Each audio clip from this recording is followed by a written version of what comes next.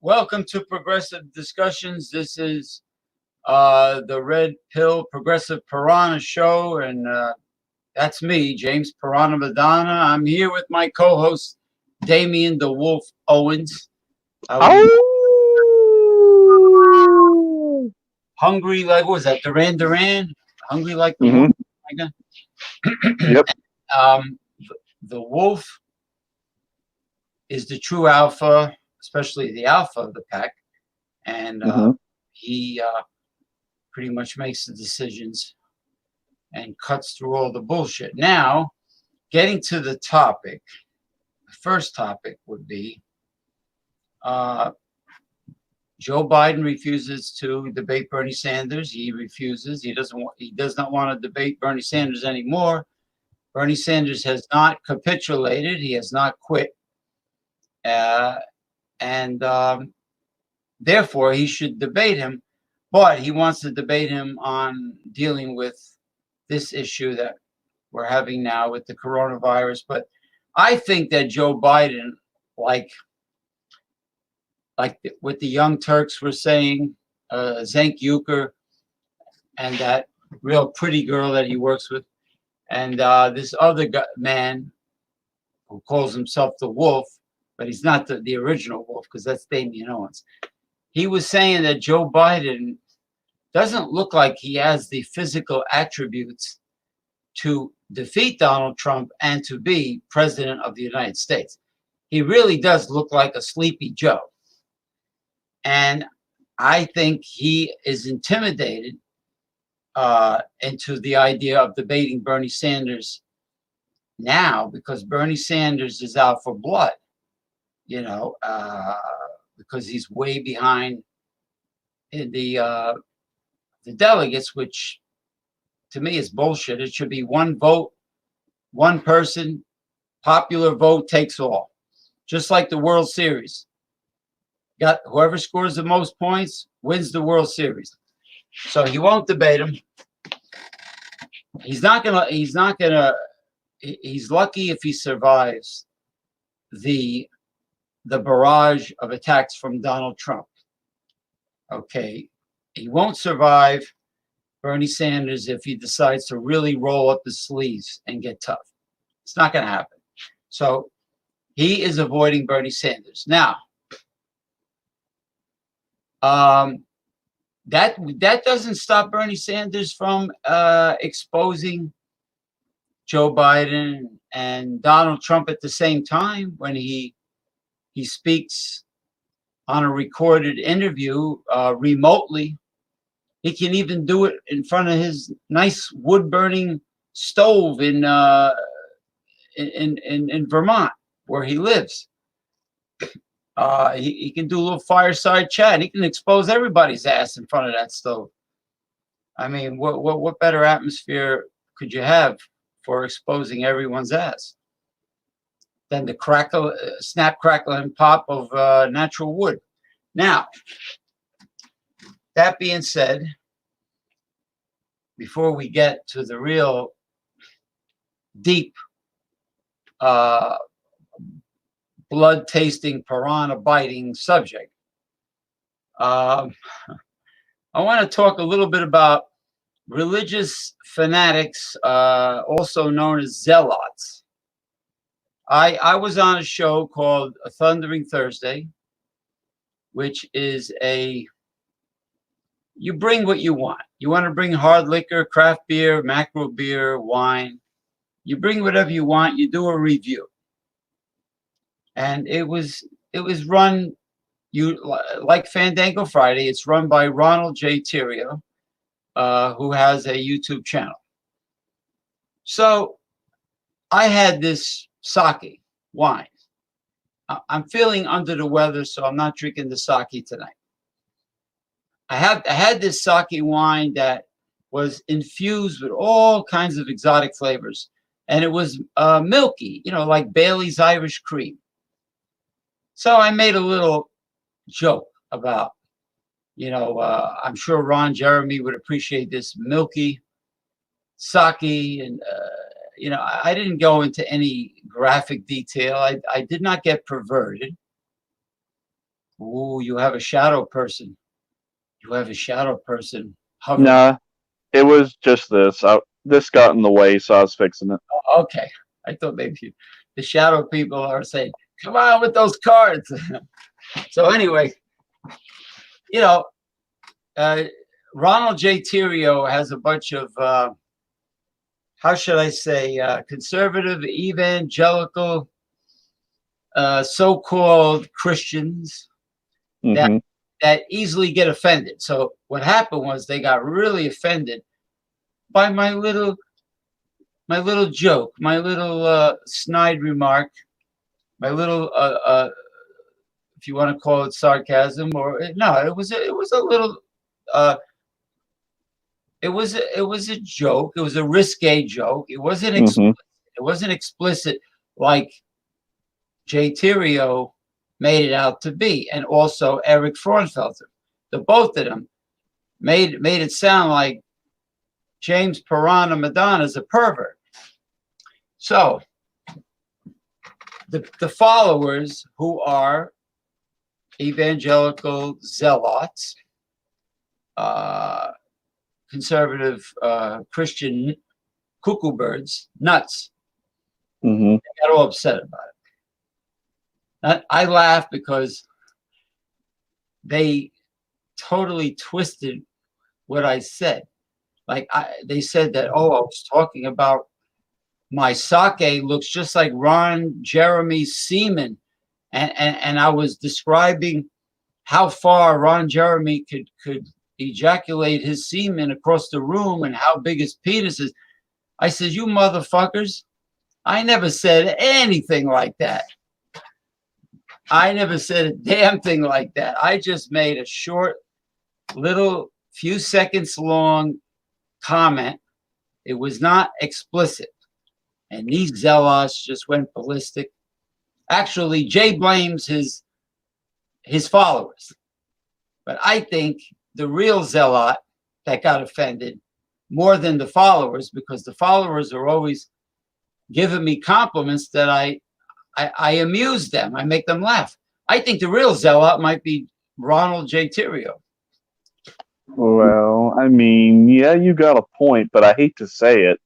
But, for some of these right wingers to be like, oh, leftists are nothing but a bunch of triggered snowflakes. Well, I hate to bust their balls. No, I take that back. I love busting their balls. And they're actually more triggered themselves than anybody else. It's like, oh, they're a bunch of triggered snowflakes. They're this, they're that. When in fact, they themselves are just like that. And it's just a big joke. Like, when they bash, like, oh, porn's a sin, drinking's a sin, that's a sin, this is a sin, blah, blah, blah, blah, blah. When in fact, in reality, they're the biggest closet users of that themselves. Like, they're the biggest closet alcoholics, the biggest closet users of porn or gay porn. And it's just, come on. It's one thing to say, okay, I don't like it, it's not my thing. It's America's free country, do what you want. But to just come right out and just bash it while being a closet user yourself, it's just so hypocritical. Yeah, well, look at the Catholic Church. Look at the priests, the clergy people. They're considered right-wing conservative religious people. Mm-hmm. And how come they only tend to molest young boys, the altar boys? Pedophilia. How come they're not chasing the nuns around? How come they're not banging the nuns? I told Jay, I says, do you know that religious fanatics, right-wing, zealot, evangelical religious fanatics I bet, have more skeletons in their closet ready to fall out than any other group of people. The people that talk the most shit and brag, I'm holier than thou. Ooh, I have a bat phone to God. Hallelujah. I got a bat phone. Oh, so you know exactly what God thinks and how he feels. Well, I says, I got news for you. You people have more skeletons in your closet ready to fall out. He didn't like that comment. I says, there's a word in Webster's dictionary. It's called sanctimonious. Now you could add pretentious. Well, pretentious is usually a wealthy person that thinks they're better than everyone else. So they look down on you. But pretentious could also be with church people, like the church lady from Saturday Night Live. Church people, they can also be pretentious and sanctimonious. Also, they think they have a bad phone to God. Meanwhile, they have never been able to prove that their God exists. They haven't been able to prove it. So therefore, they're unwilling to respect other people's opinions and views. So that's the story. I said to the individuals that I was not going to mention names, but I guess, knock on wood there, I guess I kind of fibbed a little bit. A little white lie doesn't hurt once in a while. Actually, it's painted white, this desk. It's white wood for a little white lie. Now the last one is a doozy. Now, did you get a chance to listen to that doctor's video by Mr. whatever, Dr. blah, blah, blah, Muhammad, that was talking about the coronavirus being an bioengineered weapon, kind of a hybrid with the HIV virus or something. He gave a whole explanation about how the coronavirus could very well be a biological weapon that escaped. Now, who created it? Originally, I don't know, but I know you have certain opinions on the origin of this. I know it comes from animals. I know it's highly contagious. I know it belongs to a huge family. Coronaviruses are not new. It's a huge family. And corona meaning crown, it looks like a tennis ball with little spiky things. Now, this particular one is from animals, actually the parasites on the animals. The parasites are you, wait a minute. Yeah, I'm still here. Oh, I was wondering if your microphone is muted or not. Okay. Yeah, the doctor says that it comes from the parasites on these exotic wild animals. Okay, here we go. Hey, James, Biden's falling apart. Of course he's falling apart. And you know what? Bernie should be all over him, like the Southern people say, white on rice. He should be all over him, and he better. Otherwise, he better retire in Lake Champlain in that lakeside vacation house he has for him and his wife, for him and chubby Jane Sanders. They better go retire. If he doesn't attack Biden and start sinking his piranha teeth into Biden, if he can forget about his campaign, because Donald Trump will tear him apart. Right. Yeah, in a debate. Anyway, even though we don't want the brain dead moron to get reelected. Anyway, so all right, getting back to your take on the origins of coronavirus and whether or not it is a bioengineered weapon. Right. Yeah, I do have a lot of opinions about that. So, hang on just 1 second.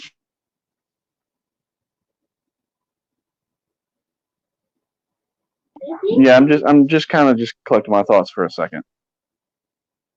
I know you're communicating with the astral world right now. You're speaking to the great spirits of another dimension that's giving you guidance about the tarot card readings. Yeah. Yes, they are. So, my opinion about all of this is just it. I knew from the very beginning that something just simply was not right. Like, for example, I will admit I did kind of, believe something about it was true, but then yet at the end of the day, I was just like, you know what? Something just is not adding up here. Okay, so where this virus originated from, which by the way, they've actually really yet to locate patient zero out of all this. So they can't even really confirm exactly where this virus has originated from. They suspect Wuhan, China, but they can't 100% confirm that. Then yet they say it came from bat soup. Someone ate bat soup. And I'm just like, come on, give me a break. That's about as bad as, the official 9/11 story, which that's another topic for another video, but just for comparison on the ridiculousness and the silliness of it. Then they say, oh, it's spreading through Europe like wildfire. And then, oh, it's spreading through America like wildfire. We got to quarantine. We got to do this. We got to do that. Okay.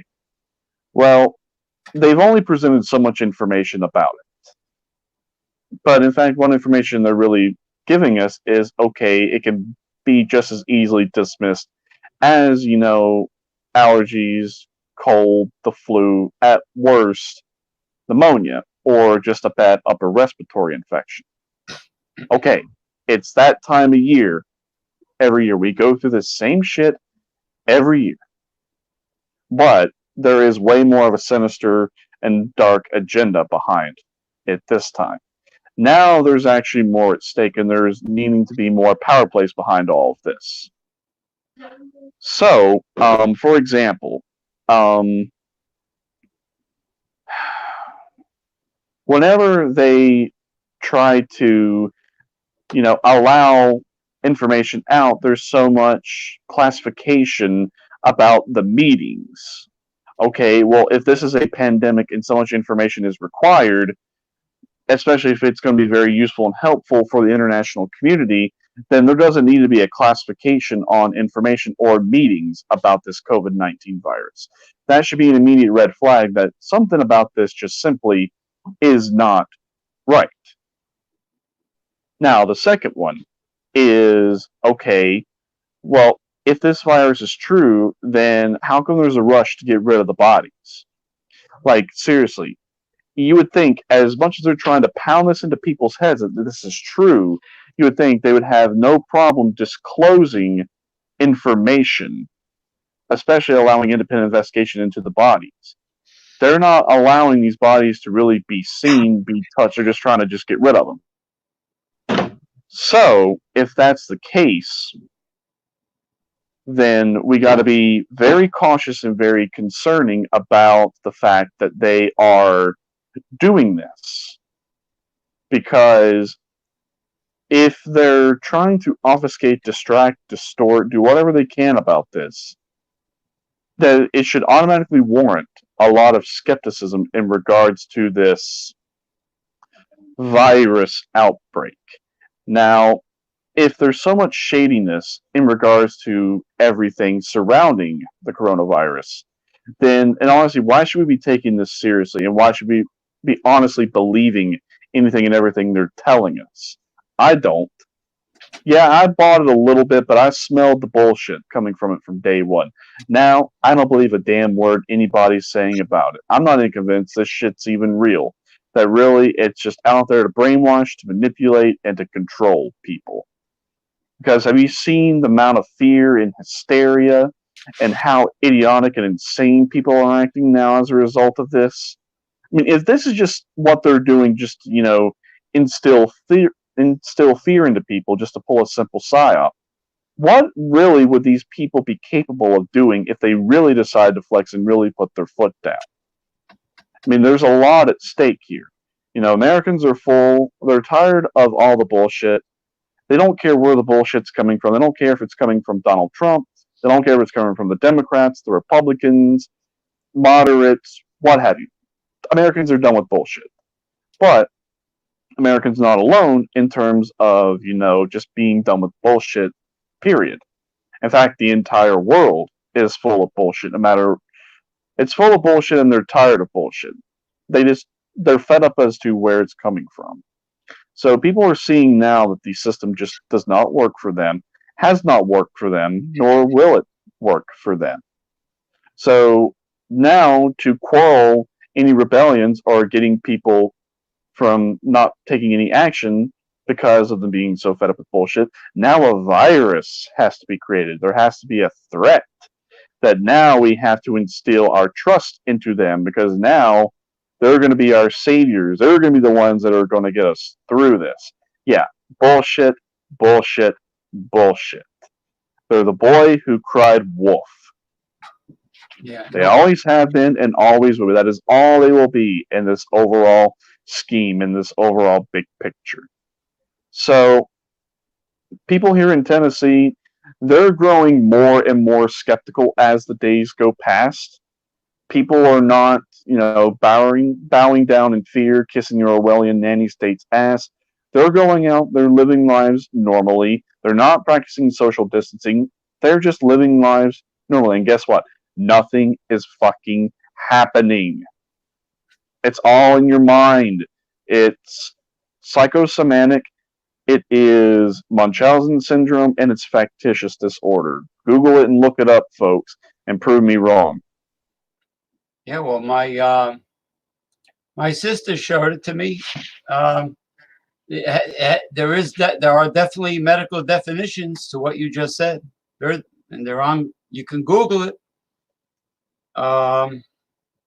Psychosomatic afflictions, symptoms can be very powerful. When there's fear and panic, and your blood pressure can go up. Many things can happen. You can have a psychosomatic fever that can last for a very long time. So, no matter how you shake it, there are, even in a cup of seawater, there are viruses. Of course, a virus cannot transport itself. It requires a host, and it requires something to transport it. It's like the moss balls in my aquarium, on the bottom of my aquarium. If nothing blows it into another part of the aquarium, it sits there. So same thing with a virus. But listen, like the doctors, a couple of real sharp doctors said, people should be practicing good sanitation throughout their lives anyway.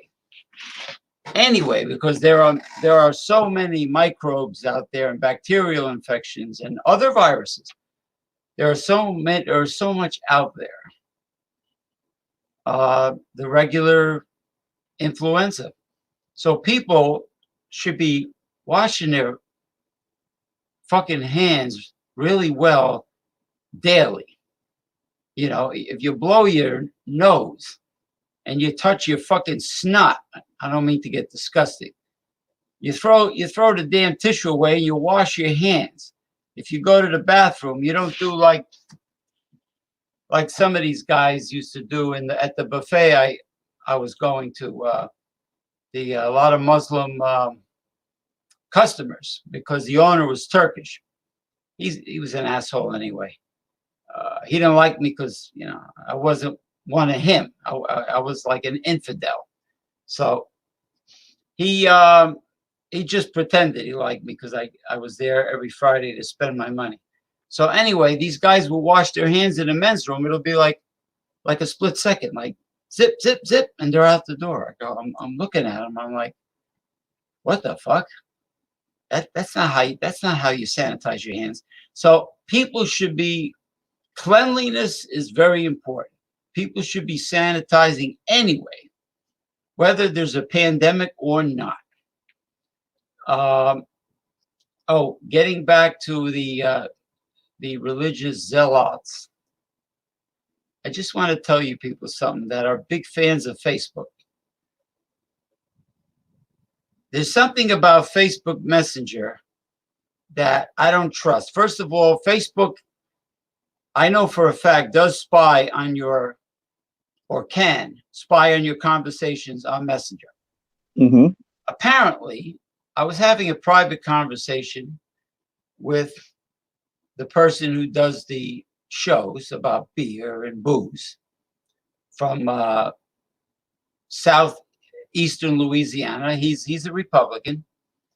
He's a religious zealot.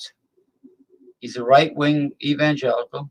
He gets offended very easily by dirty jokes. You can't talk about pornography or porno stars or anything. Can't talk about anything.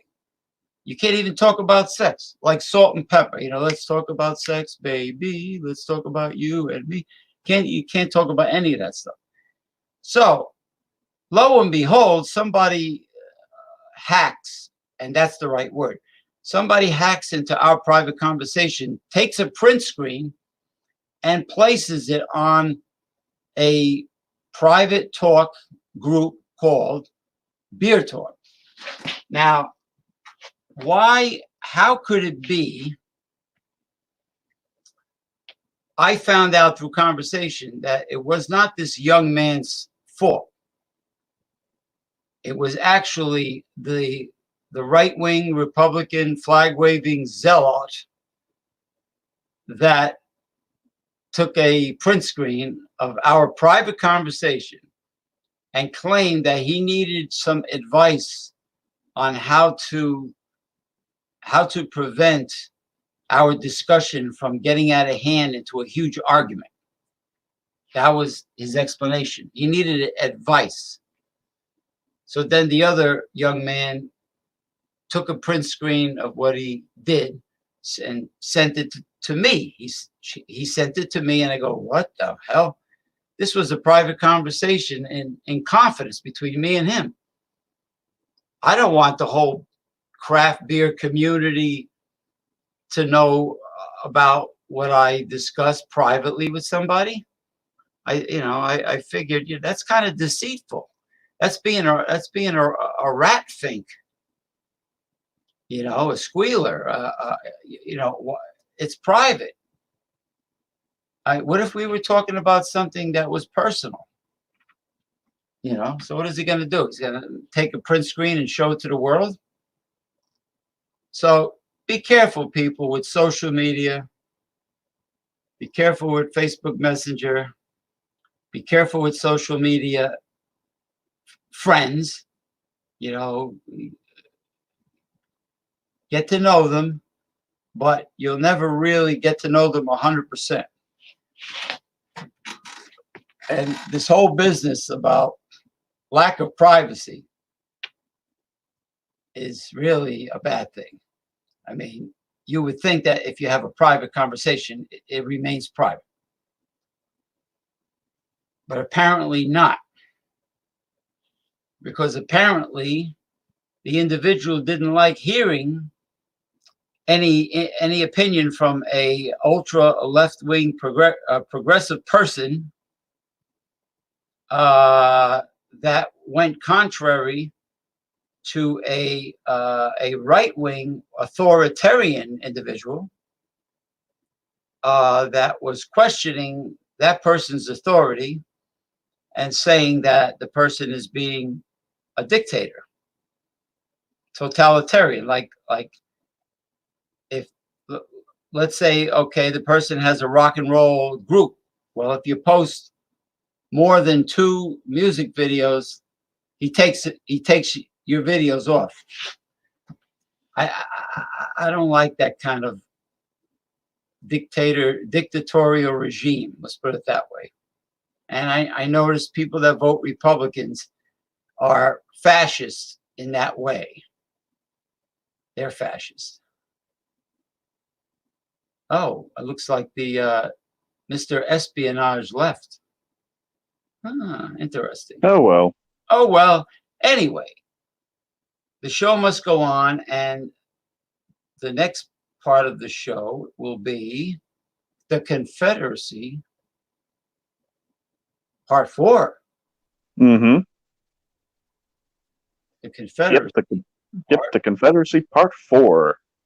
Okay, so this one's going to be a little bit of a different one as compared to previous ones I've done. So I gave a brief overview. I gave a not only in-depth explanation of, how inherently sexist and racist and also backward the Confederacy itself was, even dove into how the economic structure was broken down and how not only the blatant sexism and racism was, different in that time period, but it also dispelled some liberal versus conservative narratives about racism and to a certain extent sexism. People tend to think that, sexism is only, a man doing it to a woman or a woman doing it to a man. That really, there really seems to be no topic of discussion or really any room for that narrative or what have you about, a man being sexist to another man or also a woman being sexist to another woman. And then also, dove in how it was to property relations, slaves being property, and that even the economics of the Confederacy were backward even for that time period.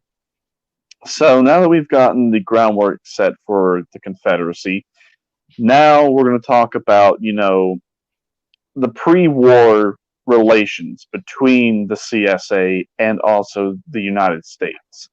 So before the war, there were definitely tensions between the two, to say the least, because they were trying to act like 2 separate countries. And, both were very radically different, not only socially but economically. So there's this notion that, the Civil War was completely unavoidable, that it was going to happen no matter what. Well, in this one, we're going to be talking about how the war could have actually been avoided. And if it would have gotten too far out of hand, how there would have been foreign intervention. So, James Buchanan, who was the president before Abraham Lincoln, he goes down in history, at least for U.S. history, as being one of the worst presidents of the United States because of his, do-nothing attitude. And that ultimately is what led to the Civil War. Well, believe it or not, that title should have actually gone to Lincoln because he went ahead and started a war over it. And in fact, he did some very tyrannical things, before the war, and then during the war, like suspending habeas corpus, implementing martial law, what have you, when in fact, you know, it really didn't do anything for the people fighting the war. It just did that to average, ordinary people. Now, not everybody in the Union or the Confederacy supported the war. You know, even among the troops on the front lines, you know, there was a mixed opinion about, you know, is this war really worth fighting for? So,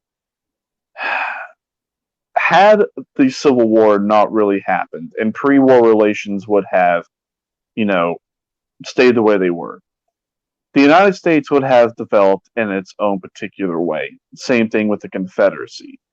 The Confederacy would have eventually became an economic powerhouse just because of the cotton plantations. France and Great Britain loved the cotton that came from the Confederacy. Now, while although they were not opposed to the idea of buying cotton from the Confederacy because it was made from slaves, eventually that would have, you know, really put pressure on the Confederacy to abolish the system of slavery and take a more of a capitalistic, if not imperialistic, approach to where it would have been, you know, a divided country. You know, you would have had the United States being its own economic superpower, the Confederacy being its own economic superpower, and then you would have had, you know, Great Britain and also France favoring more towards the Confederacy just because of cotton.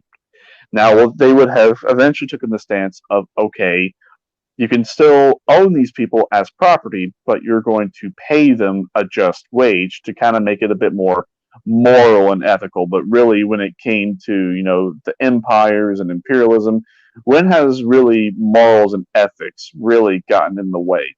But that's just how things would have developed. Now, whether that really is right or wrong is a subjective matter, but the war could have been avoided. And had there not been a war, America would have been divided and there would have been two separate countries. But would there have been another civil war in another time period? Yes, there would have been because of imperialism, and that I will save for the next video for part 5, the United States of America, two imperialistic nations going to war with each other, an alternate take on the US Civil War. So, yep, that's my spiel, and that's all I got to say about that for right now. Okay. Thank you very much, Damien the Wolf Owens, for part 4. You've heard it. Part 4 on the Confederacy. Mm-hmm. Now we get to the real taste of blood between the fangs, the canines of the wolf, and the serrated piranha teeth. Now we taste blood, because next is the special State of the Union tarot card reading with a little added tidbit that is going to be a surprise for you from Damien the Wolf Owens. Right. Well, before I do that, I just got to take a quick trip to the bathroom, so I'll be right back. You take a quick trip to the bathroom, and I guess I can entertain the truth for a little bit. If I can find it. There we go. Unless you have the capability of going to the bathroom really fast.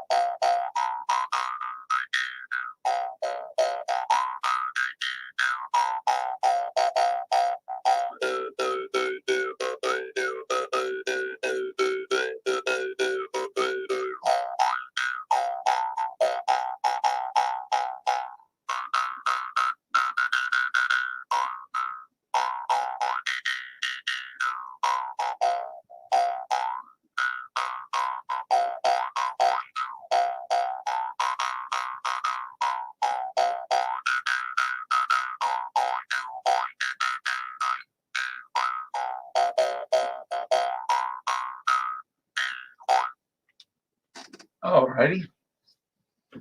Oh, okay, folks.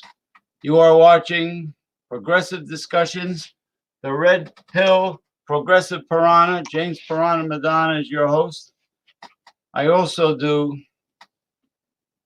a Red Pill Progressive Piranha show where we talk about dating and relationships and MGTOW lifestyle, men going their own way, Red Pill talk, alpha male, male rights activism, and we give dating and relationship advice to men out there, particularly young men, so you don't end up being controlled by today's modern fake, phony, fraud, counterfeit, hypocritical, feminist females that really do not want true across the board, or should I say across the broad equality. They want their cake and eat it too. Their money is their money and your money is their money. Why? Because all the beta chimpanzee suckers give them their power. As long as the so-called chivalrous gentleman providers, the beta suckers, as long as they shower them with validation and compliments and attention and say, oh, would you please go out with me? You're so gorgeous. You're so gorgeous. Please go out with me.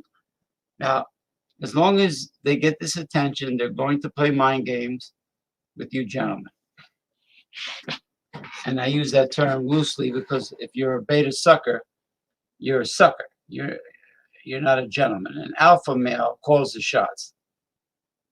Women respect the alpha male. The alpha male will not spend a lot of money on any female, regardless how great she looks. Sometimes the alpha male will just invite her over to his place, get some, I was going to say Chinese takeout, but that's not a good idea nowadays. Get some takeout, get some delivered food, and have a couple nice bottles of ice cold wine in the refrigerator or some really good craft beer. Have her come over your place. There's no need to spend a great deal of money to have a good-looking significant other, and that includes paying for her living expenses, or paying for her student loan, or paying for her cell phone and her rent, and et cetera, and paying for children that are really not yours, that are children of another man, you know. So an alpha man is like when Damien calls himself the wolf, La Loba in Spanish. The wolf, La Loba. The alpha wolf calls the shots.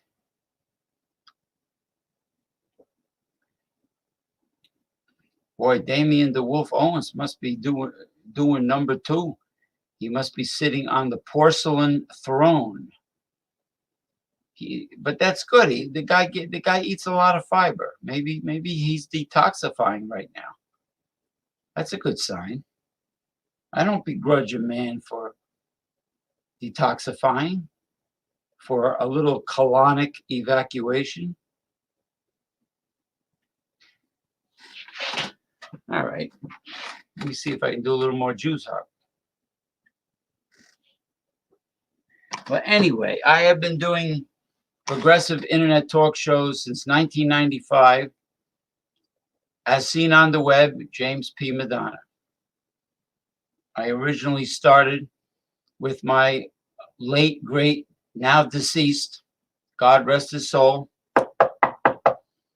co-host, the Reverend Dr. William J. Eisenman. I started with him in 1995. And I think that's when we made our debut.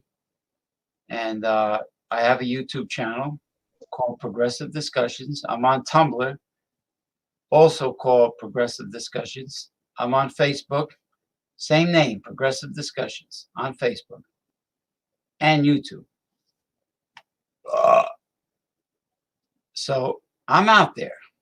Well, I'm not the way you're thinking, but I have been around, and I have done many different types of shows, many different varieties of shows. I have even done professional wrestling color commentary because I worked for pro wrestling for about 10 years. I was a heel manager at one time. I played a character. I did color commentary. I did video for pro wrestling. I worked with seafood for 10 years. I could fillet anything. I'm a computer networking technician. I graduated from that. I am a retired certified personal trainer and nutritional consultant. I'm that also. So I wear many hats, even though this is my favorite hat. I wear many hats. I am very well-rounded. I'm not fat. I mean, I'm well-rounded in terms of diversified talent. You know, compared to the average jabroni out there doing live shows that think they have the pizzazz and charisma. They think they do, but they're really a bunch of wiggle worms. They're a bunch of worms, maggots. They're nothing. They don't know the first thing about pizzazz and charisma. And believe me, I described some of them earlier on the show. A lot of them are pussies. They're not alpha men. They're beta men. They get offended by locker room talk. That real macho men, real alpha men engage in. They get offended by that. Pussies. They have their testicles are like two raisins, two shriveled up little raisins.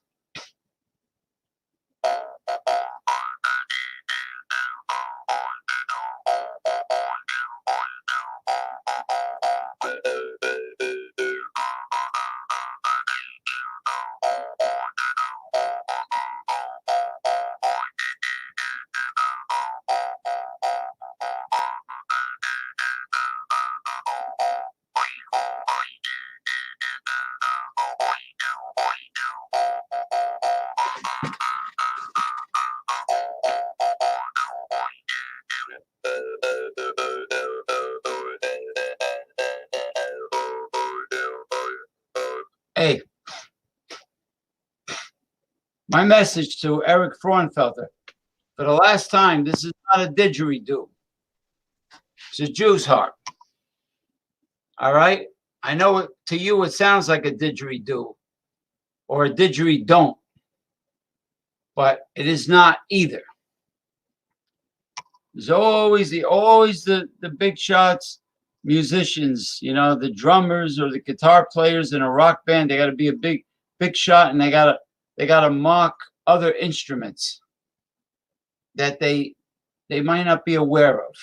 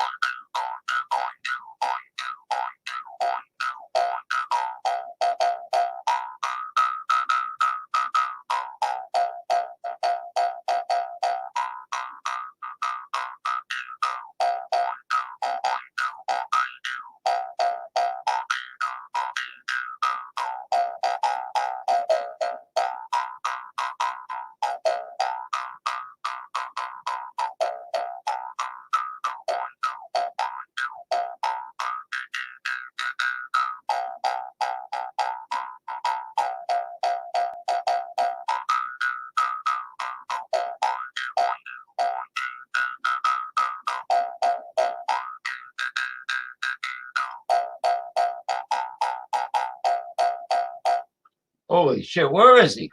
Hey, Dave. I'm back. Yeah, I'm back. You must have been really detoxifying it. You had a lot of fiber today. No, it wasn't that. I was looking for something and I couldn't find it, so I was like, oh well, I'll just wait until after the show. Really anything important. Why? It was a story pertaining to one of the Nah, I was looking to maybe as like a visual prop for the show, but I was like, it'll be okay. So I'll look for it, and maybe if I can find it, I'll just put in for next show. So anyway, yeah, the tarot. Use it for the next show, the visual prop, because I was running out of material to entertain these people. It's a good thing you came back. Yeah. Okay. Well, now at least I've gotten this. I've gotten the tarot cards ready. So I'm going to take them out of the box, and I'm going to do the shuffling. So this will be the current state of affairs in terms of the U.S., but also globally. So with this one's going to be a little bit more different. We're going to be focusing on more how this is not only affecting the United States, but how this is ultimately going to be affecting the entire world. So I'm going to go ahead and shuffle. Who knows what's going to show up? And there will be a second tarot card reading because with all of this fear and hysteria about the coronavirus, I've given my opinions. The second tarot card reading is, what exactly is the coronavirus? Is it real? Is it a hoax? Is it something else? That's what the cards will show here after the current state of affairs reading is done. So I haven't done this reading. I don't know exactly what the cards are going to show as to what exactly the coronavirus is. But if whatever it is, the cards will show it. And as the saying goes, it'll just show that it is what it is. Yeah, it seems to be like a running theme now we're doing at work. Like when we're just acting kind of goofy or silly, we'll just go, it is what it is. Well, that's how the tarot cards are. It is what it is. Well, I mean, just when we do like the "it is what it is," we do it in like goofy, funny voices, just to kind of kill time at work, just to kind of undo some stress and cause a few laughs among each other. So, okay, so for some reason the cards are really wanting to be shuffled because like that seems to be a thing. Like you just when to start shuffling and when to just not really shuffle. So these cards are really wanting to be mixed up. So who knows what they're going to show? I like to shuffle from the corners, corner corner to corner, and then Right. you bring them together. Yeah, okay, so I'm feeling maybe just one more shuffle and then the reading will begin. So we're going to do the reading style that I did last time. We're going to do the same style, same presentation, just for the coronavirus, I am going to do a little bit of a different reading, so the card reading will begin. Okay.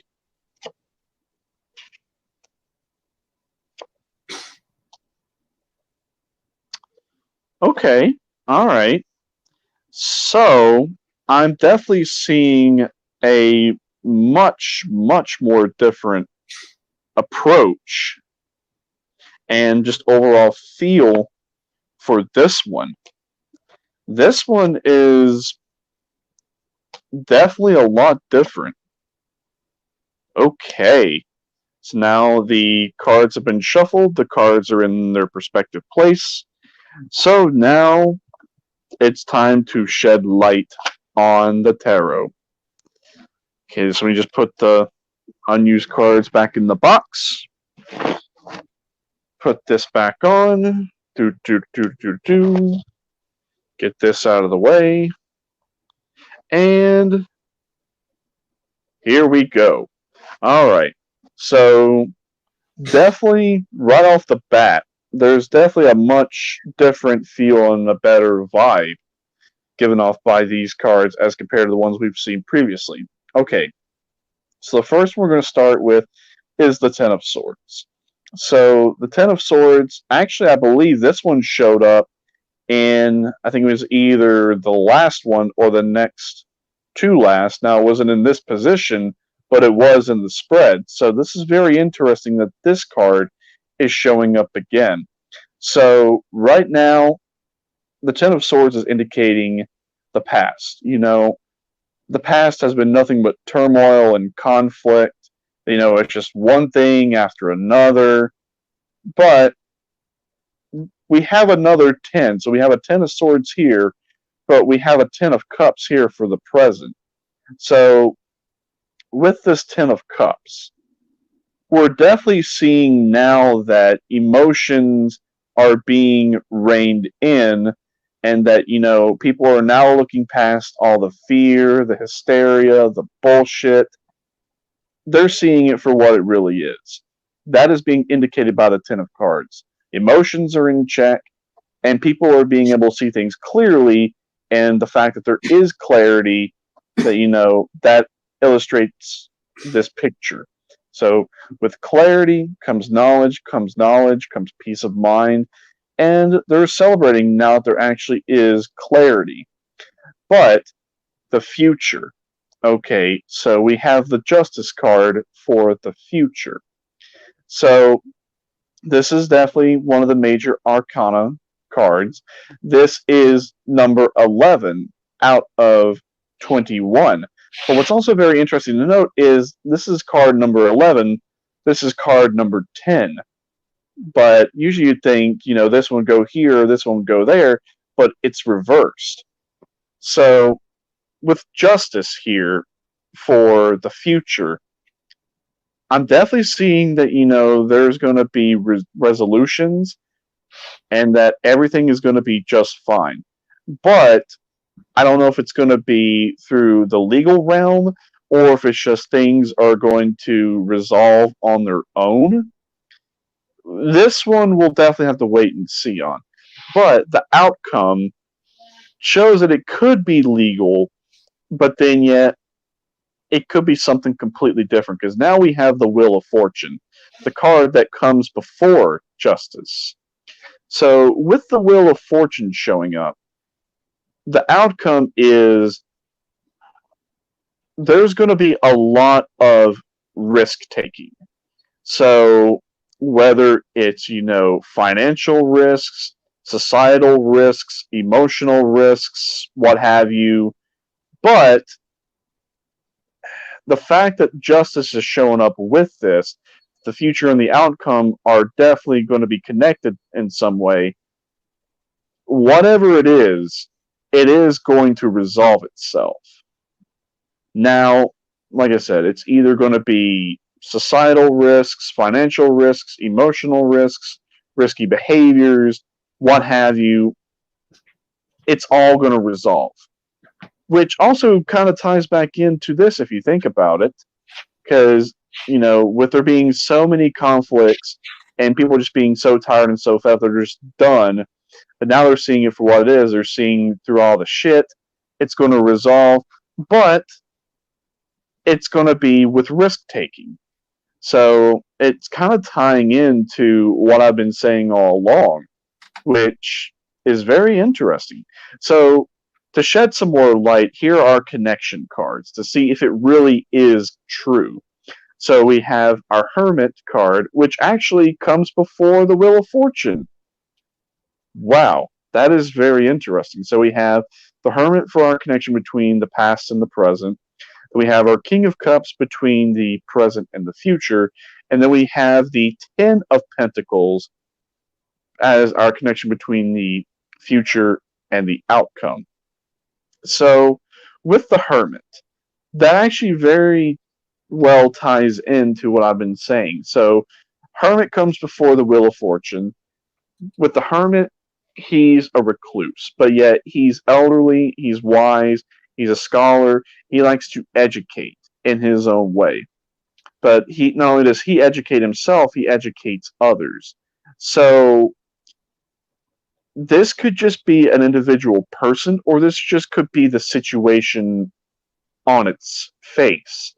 So maybe, just by all the information coming out and people weeding through the bullshit, that it ultimately leads to the clarity, and that everything, resolving itself and there being emotional clarity and people calming down, it's because of the Hermit.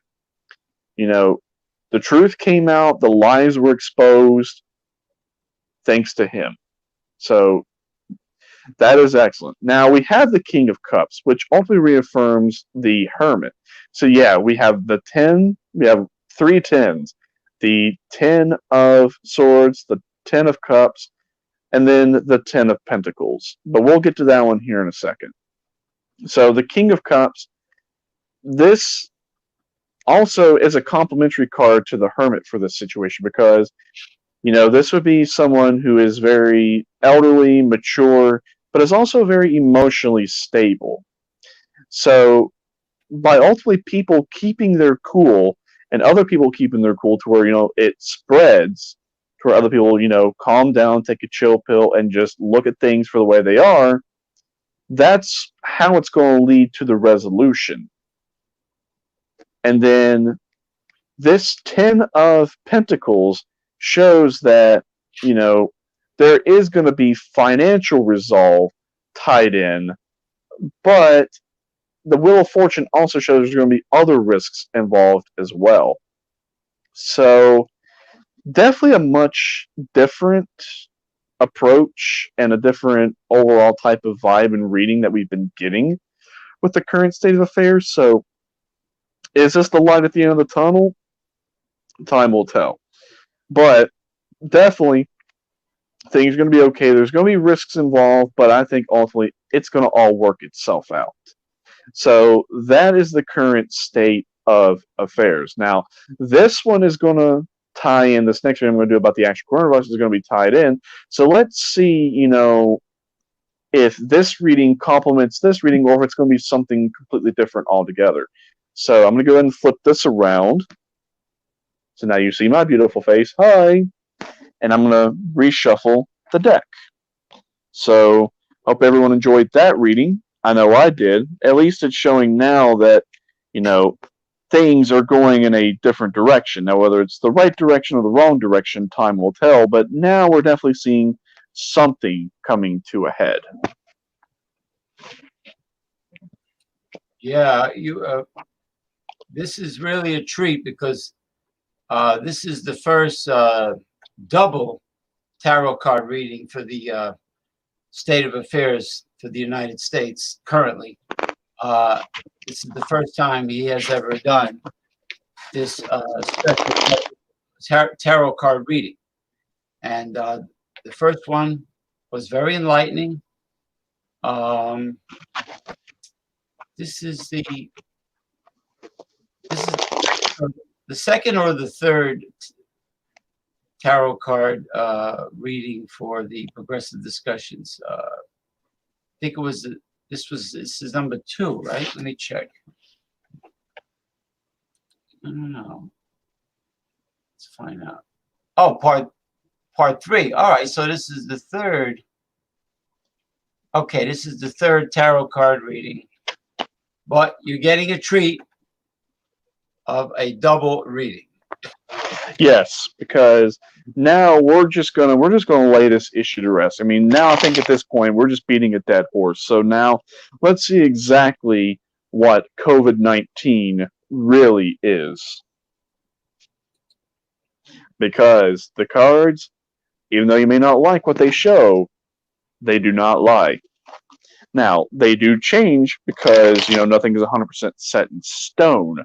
So that's why you're seeing that, the previous readings were definitely different from this, and that even the first two were similar but also different in their own regards. So, but then yet there was a card that showed up in the reading but in a different position. So you can't really say that's coincidental, to say the least. It's just the mathematical probability of a card showing up is like 1 out of 92,000. So, it's not a coincidence if it's, that much of a possibility. 1 out of 90,000, 92,000. I'm sorry, that's just no coincidence. So, this one is going to be like the one I just did, but we're going to, give this virus an actual representation card, so that way it has a face, whether it's good, whether it's bad, neutral, what have you. That way the rest of the reading will fall in line. So let's see here. Oh boy. Yeah, that escalated quickly.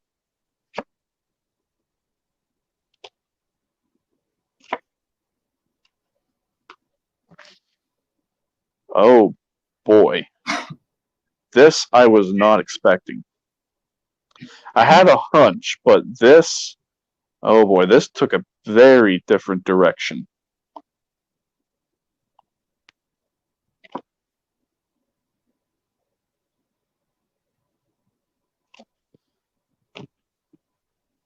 Oh, okay. So there are a total of 8 cards in this particular reading, because this one I wanted to shed as much light and as much detail as I could on the subject with what room I have to work with. So 8 is going to be the most that I could actually fit on these. So I'm going to go ahead and flip this around so everyone can see it. Okay. So yes, here we go. Let me just go ahead and just flip that out of the way here. Okay. So the top card is going to be the actual coronavirus. Then we have a past, present, future outcome. And then we have our 3 connection cards. So this card from the previous reading has showed up yet again. So look what we have here. The actual face of the coronavirus itself. The 10 of Pentacles. Now, what makes this very bizarre is you would think that, a virus wouldn't really generate something from the pentacle suit, but it is. Pentacles are associated with wealth. But if you look at all the pentacles that are around, and then just how colorful and vibrant this picture is, and what type of message this particular picture is trying to convey. If you look here, you notice it's definitely two adult individuals talking, but, they're not having a too serious of a discussion because they're not having financial problems. In fact, if anything, this is a resolution of financial problems and now into financial prosperity. Yeah, and I see So, tower in the background. yeah, so this right here is definitely not a good indicator as to the coronavirus is definitely not what it seems. So, the past with this, we have the Ace of Wands. So, the pentacles being associated with wealth in the earth, this is associated with fire.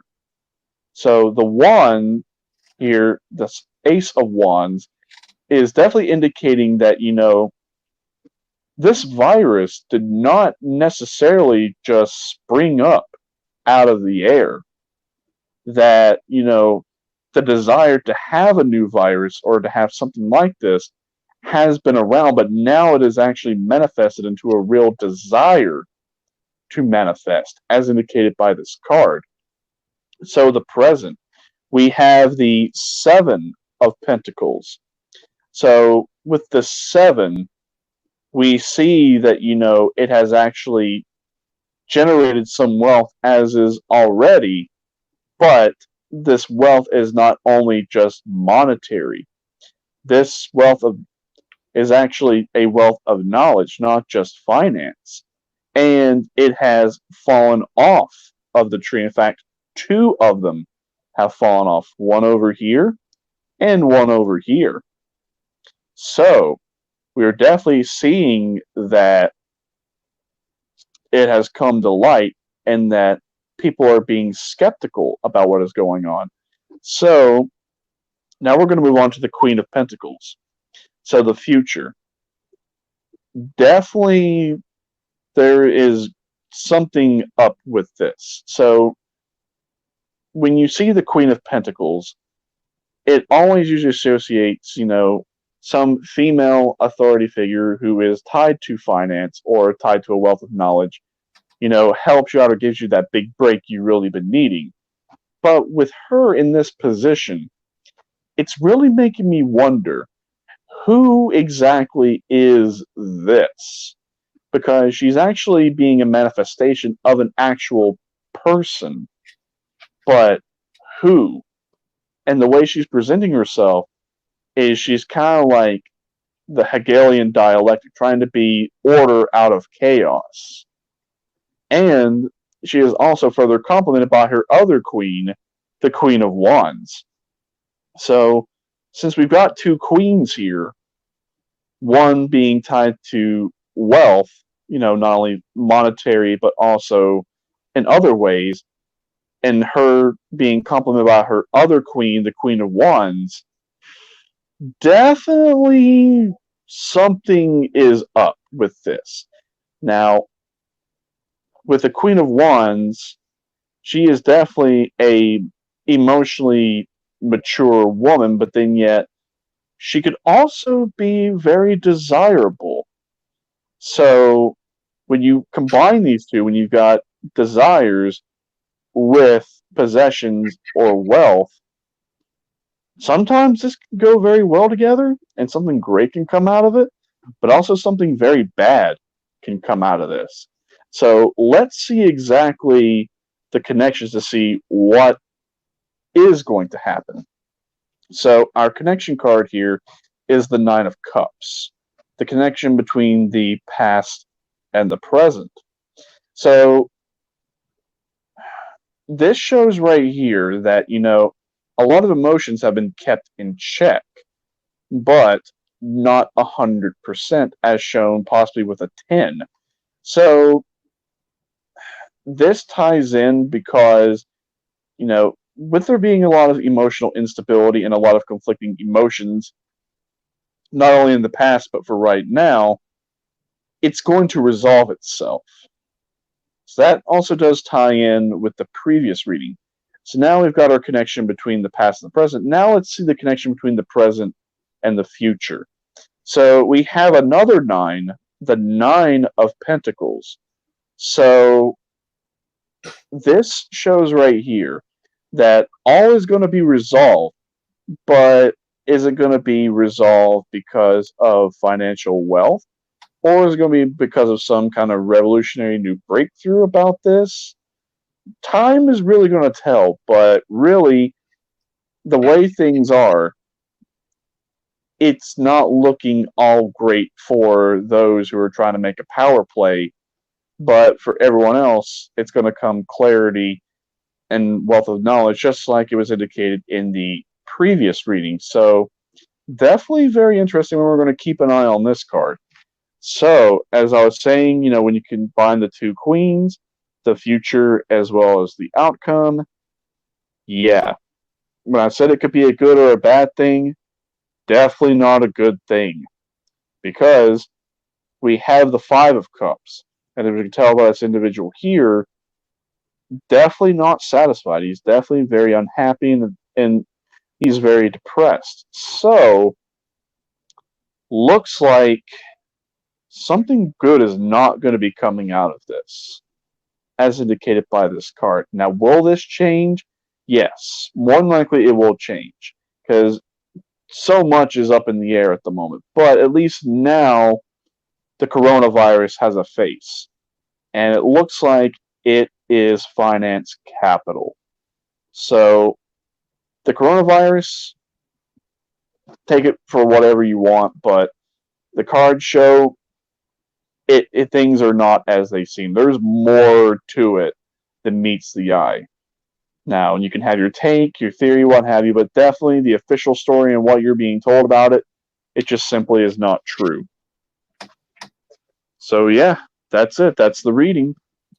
Okay, thank you very much, Damien the Wolf Owens, for the third State of the Nation or State of the Nation tarot card reading. But you get a special double reading on this show, and it is completed. And there you are. If there are any individuals out there with personal life issues who would like to employ the services with a gift to Damien the Wolf Owens, you can contact this YouTube channel, and you can set something up with Damien Owens. But excellent. I think they call Yeah. how do they call that? Patreon. A Patreon account in PayPal when somebody pledges a gift. I think it's called Patreon account. Yeah, Patreon. I've got a PayPal. I just don't have a Patreon. Yeah, that's. I think the Patreon is works differently in terms of the internal revenue. It's different laws.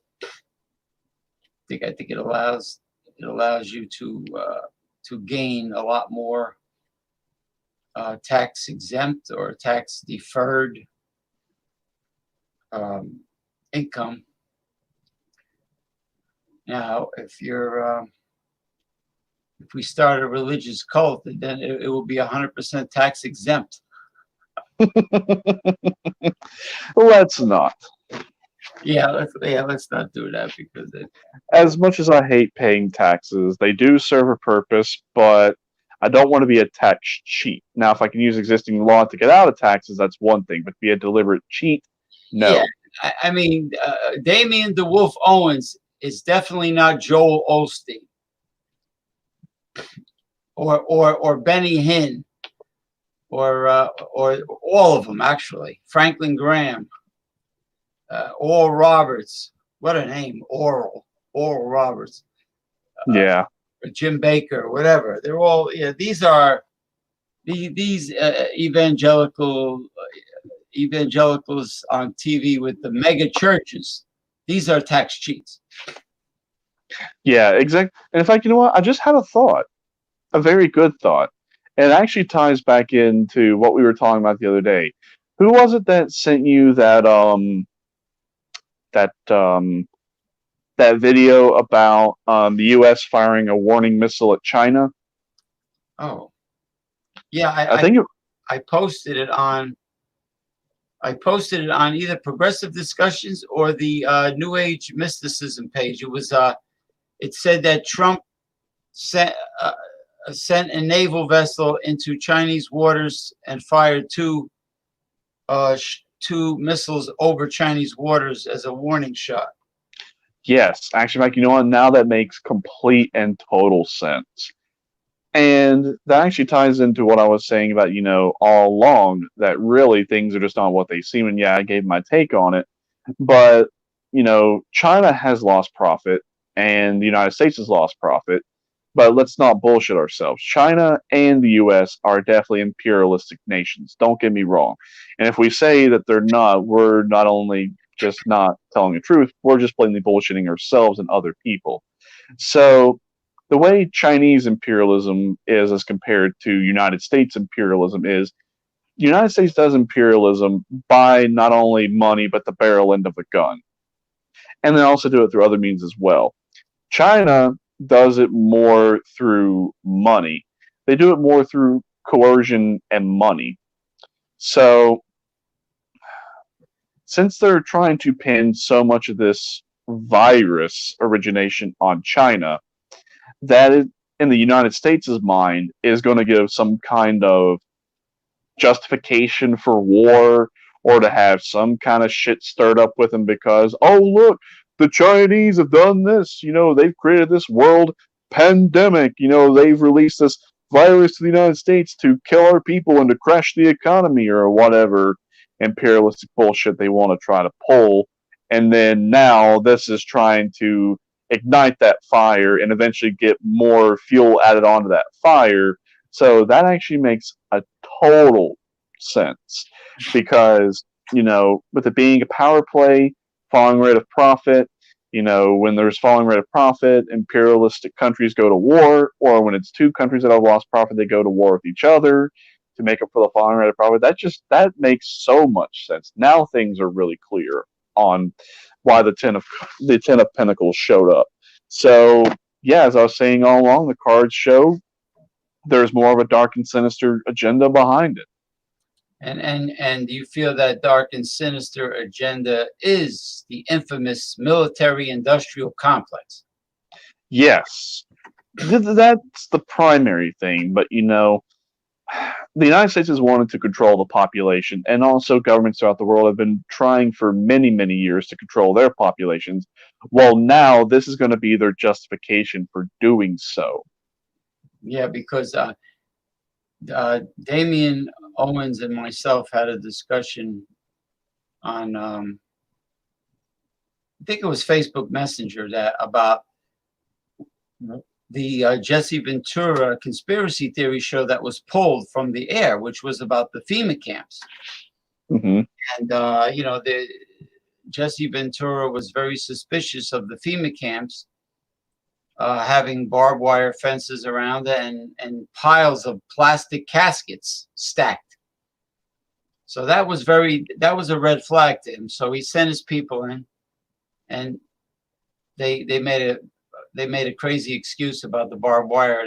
They said that, well, that's to protect the Americans kept within the FEMA concentration camp.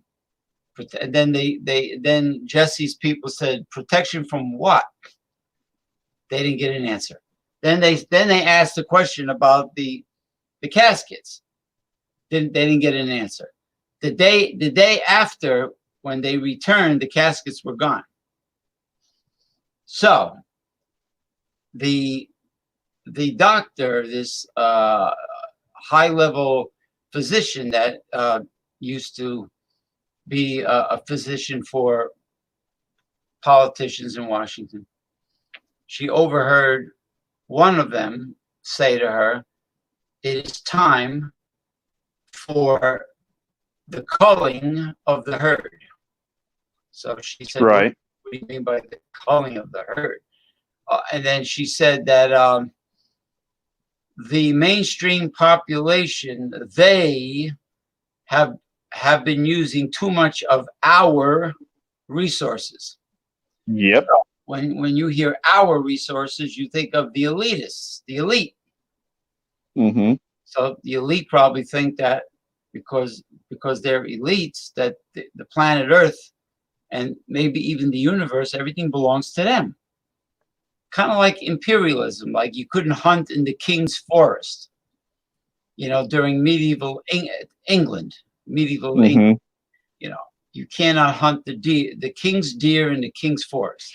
So everything belongs to them. So the culling of the herd, so she realized what the culling of the herd represented. So the physician moved to Central America somewhere, hiding out because she felt like she was in danger because she got tipped off. Tipped. Tipped. Tipped. And when she met with Jesse Ventura to tell him the story, she had her plane waiting for her with the pilot in it to take her back to Central America. She only spoke with Jesse Ventura at some airport. Mm-hmm. Some airport, wherever that was. Because Jesse Ventura, he doesn't reside in the United States anymore. He lives in Baja, Mexico, because he got sick and tired of the feds breathing down his neck with his show. So he lives in Baja, Mexico. He's happy. The people there love him. But then again, if you have money, it's easy to live pretty good in Mexico. Yeah. Yeah, you're right about that. Like Arnold Schwarzenegger's been putting out videos on Facebook. Yeah, you should stay home. Don't go out nowhere. Don't go out nowhere. Stay home. And he's sitting in his big jacuzzi, smoking a big cigar with his pets around him and, at his house. Stay home. Don't go nowhere. A social distancing. You don't need to go anywhere. Just stay home. So there were some people commented, it's easy for you to talk, Jesse. It's easy for you to talk, Schwarzenegger. You can afford to live pretty good staying home. What about us that have to make a living? Yeah, like me. Oh, by the way, so the other day at work, they tried to give me a slip of paper. That way, if there was a government shutdown or martial law was declared, that I pretty much got a pass saying I'm an essential employee. And for the longest time, I kept refusing to take it. So I was like, no, I'm not bowing down to them. And seems like to me, you all are anticipating that they're going to do this, or like you want them to do this. I said, no, I'm not taking it. I come home yesterday. I took my work clothes off, threw them in the hamper, so I ain't got to worry about the next few days. As I empty my pockets, they slipped that fucking slip in my back pocket somehow. Really? Yeah. Wow. Because if I didn't take it, they must have gotten it in my back pocket somehow when I wasn't looking. So for you to sign that and fill it out. No, it's not a sign. No, I didn't have to sign anything. It's just a piece of paper. So they want. So by you accepting their recommendation that you are an essential employee, it's like you saying, I accept your government lockdown and your martial law. Kind of, sort of, but really, if there is a government shutdown or there's martial law declared, me going to work is not going to be a priority. In fact, that's going to be the least of my worries at that point. But I had another discussion with another assistant manager that, yeah, they gave us this, but then yet, this is very weird, but yet very interesting. And I wonder just how many people are going to test this to see if it's actually true.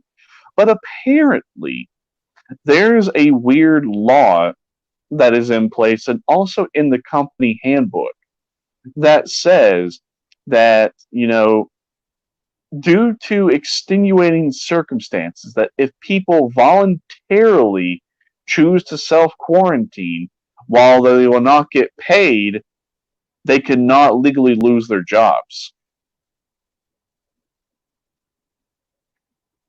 So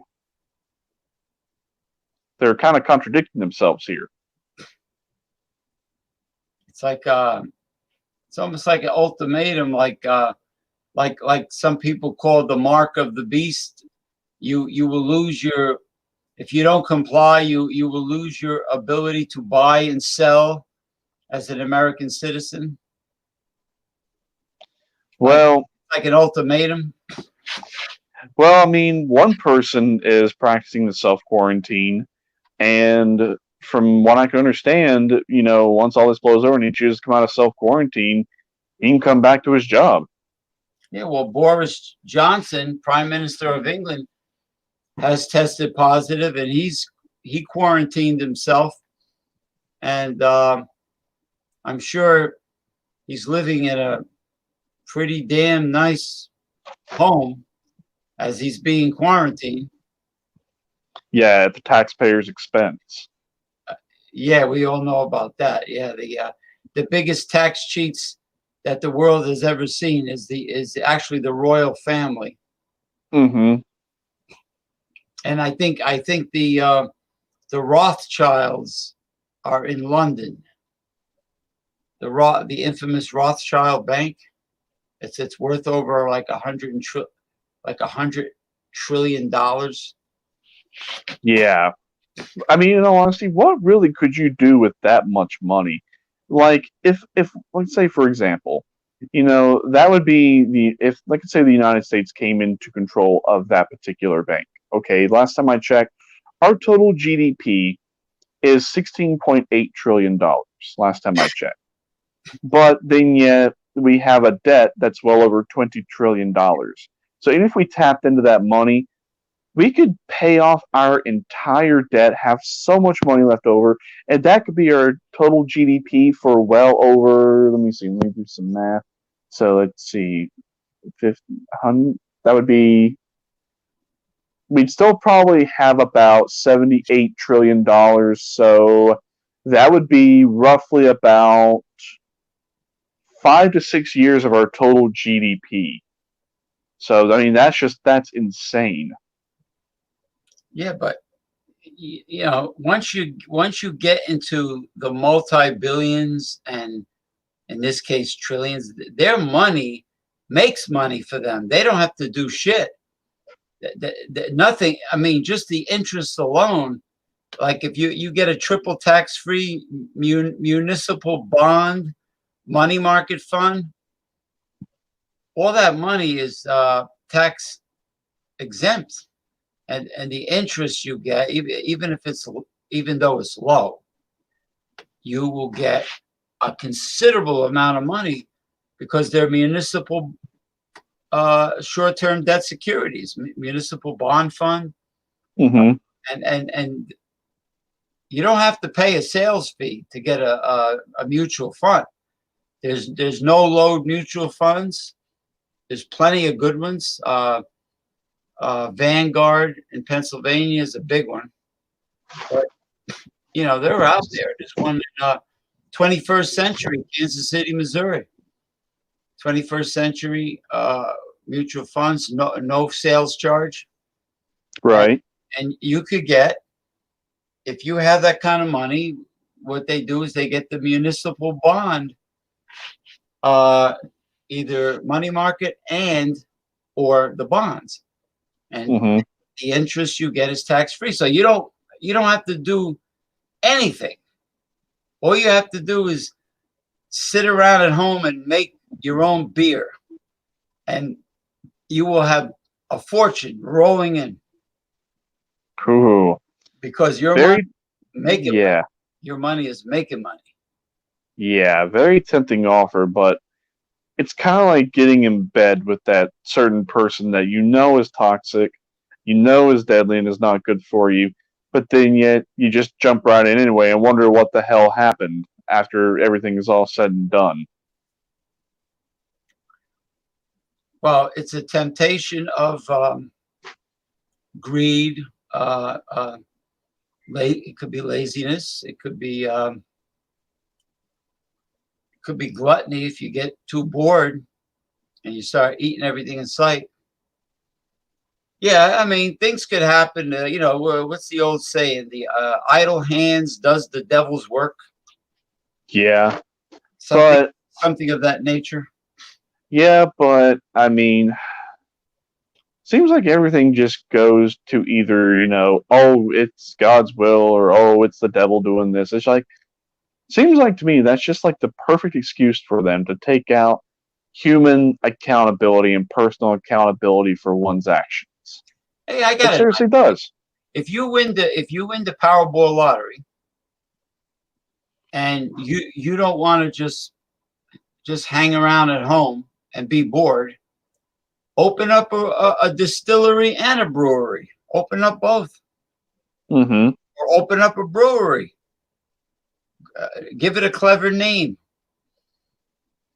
Call it uh, Damien the Wolf, or Wolfhead Brewery, or Alpha Wolf Brewery, or I don't know. Come up with some clever name.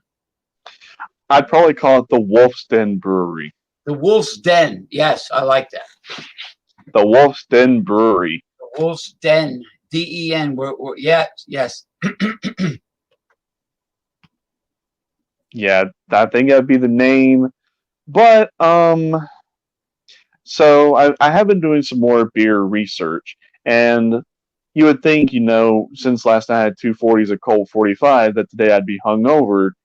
Much to my surprise, and probably everyone else's, I'm completely fine and everything's all well with me. The only thing I had to do was drink some water, eat some more food, and I was right back to normal. Yeah, I woke up a little groggy and I slept like a rock because apparently my wife told me that early this morning there was some bad storms rolling through and the lightning was freaky and that the wind was up and this, that. I slept right through it. I didn't hear a word. When I'm out, I am out. Do you think you get a lot of storms because of the Appalachian Mountains? The like maybe high winds, a cold front, and a warm front meeting at the top of the Appalachians? It's possible, but where we're at, yeah, there's some mountains, but we're in a valley. Like our elevation, last time I checked, is only like 1,100 to 1,200 feet. So we're not in a specific range. We're down in the valleys. Now, there's several Appalachian ranges, and the highest point in the Appalachian range is in North Carolina at over 6,000 feet. I forget exactly what mountain specifically it's called, but it's in the highlands where we had went to Bryson City back in December. Yeah, it's in that mountain range somewhere, and I'll tell you, it was beautiful going up in there, but man, it was cold, and a coldness in the mountains is unlike any kind of coldness you felt because it has a crispness to it. But if there's even the slightest breeze or the wind picks up and that cold wind hits you, it will bite you to the bone. I saw. The reality show TV series called Mountain Men. Hmm. Well, they bounce around. They go to different. They go to Alaska. They go to Yukon Territory, and in this case, they were visiting men that were living off the grid in the Appalachian Mountains of North Carolina, And Hmm. the guy was so clever. He had a little hydroelectric plant set up with the in a stream in a fast moving stream, like a babbling brook. Yeah. A brook is smaller than a stream, right? So it Right. was a fast moving brook, and he generated enough hydroelectric power for his what do you call a chainsaw and all his power tools. He was able to run all his power tools off of the battery, which was Hmm. connected to the hydroelectric, like the turbine that's in the water. Hmm. And it was a constant, fast moving brook, stream. Yeah. It's just very clever how, people that know what the hell they're doing. Oh yeah. And there's a creek out here. It's called Horse Creek, and it runs parallel to 93, which is why, if that creek floods and I say I'm flooded in, the flooding's real bad. It's because of that. But I was talking with my neighbor, Dale. He just lives just right next door to me. So we were out walking, and he had come out on his porch, and we were talking today. So as I was telling him that, there's a really steep hill behind our house, and that basically it's just a solid drop off. Well, apparently, he told me there's a creek that is at the bottom of the hill down below the house here, and if you follow the creek, it will go into Horse Creek, and then it will branch off into somewhere else, and that the creek eventually goes into this huge pond that's over here in the woods somewhere. Now, I don't know exactly where it's at, but he said it's on down the way, and we also did some other exploring. So there's a safe way to get down there. So when you go out here at the front, and we're the last house on the left, there's one more lot over here to our left, but I don't know what they're going to do with that one. But there's the end of the road, and it goes to a dirt road. Well, I went out exploring that earlier when I told you that I was out walking, and I was looking to see how can you get down into this creek. Well, if you go off to the left and try to circle back around here, there's a gate, and the gate goes up to these power lines over on these other hills. But if you go over this gate, apparently you can follow the creek on down to where it goes into Horse Creek, and then it goes to this huge pond. But it's also gated off because a lot of people were going up in there, and they were off-roading, like taking their 4x4s or four-wheelers or dirt bikes, and they were just causing a big mess, so they gated off. But another reason why I was exploring that was I was going to call Sullivan County tomorrow and have them come out and take a look at that field to see if we could legally go out there and do some target practice. Oh, Because if we can, then we could just go right down the road and we can get some target practice in. Now, I don't want to go through too much of my ammo, but if that's the case, then we have a safe place we can just go out and shoot.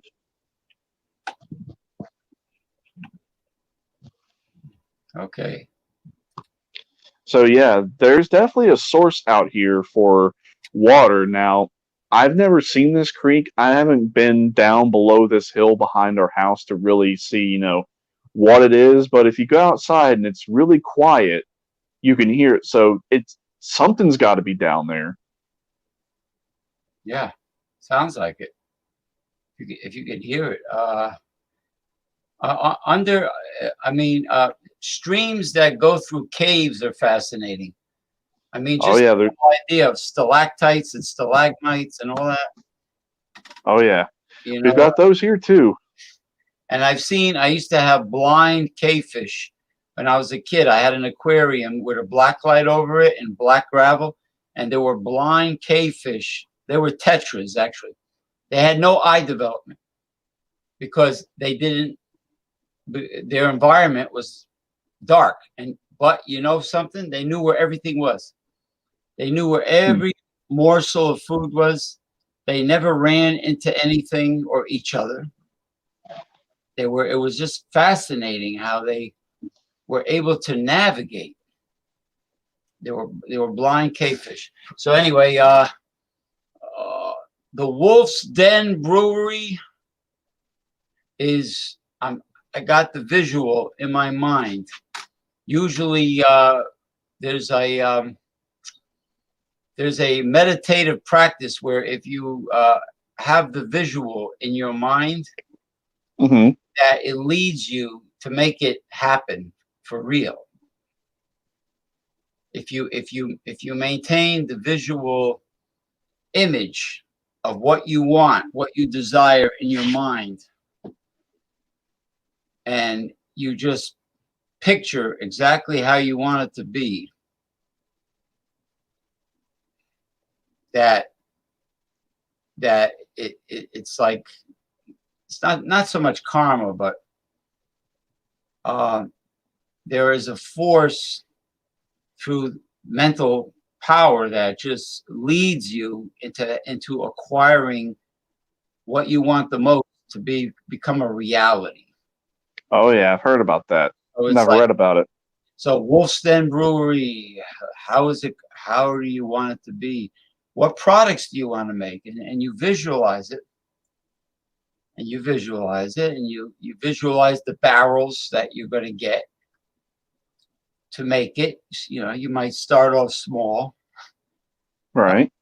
just for the locals. You don't have to be bottling anything for liquor stores.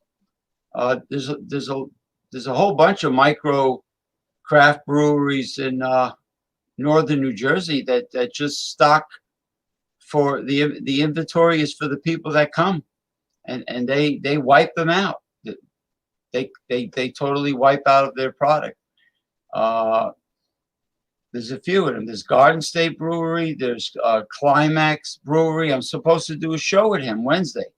Mr. Hoffman, the older guy, that's on Everything Is Food. Okay. And Mr. Hoffman owns Climax Brewery in Roselle, New Jersey. Then there's the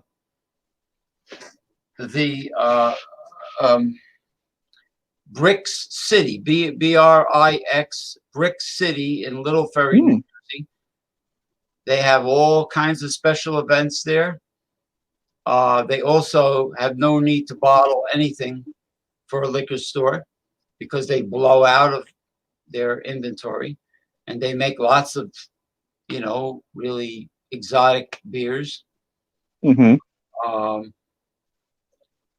I can picture you making the basics, a stout, porter, IPA, a lager, Malt liquor. a malt liquor. You can give it a special name. Yep.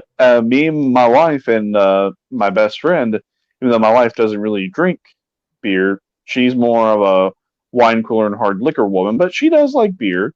Her personal favorite beer that she really likes is when we were in Georgia, and I haven't seen it any other place except in Georgia. And they talked about expanding it into other markets, but to my knowledge, I don't think that idea ever saw the light of day because I've not seen it anywhere. But it was a Georgia only exclusive called Bud Light Apple. And my wife loved it.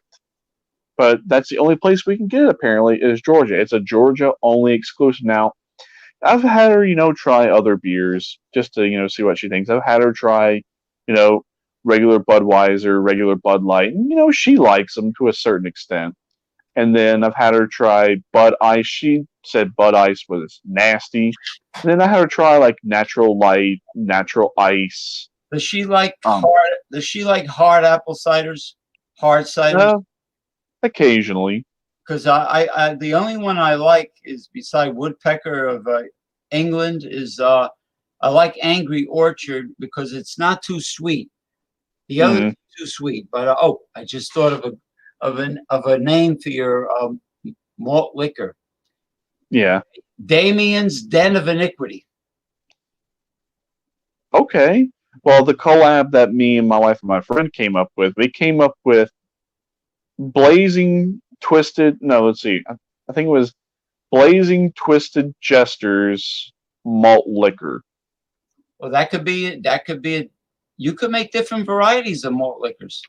Well, that's what we came up with because me and my friend, we're the big beer drinkers. And, as I was saying, my wife, she's tried, various Anheuser-Busch, InBev beers, various Coors beers, various Miller beers. And it seems like the only one she likes is really Budweiser or Bud Light.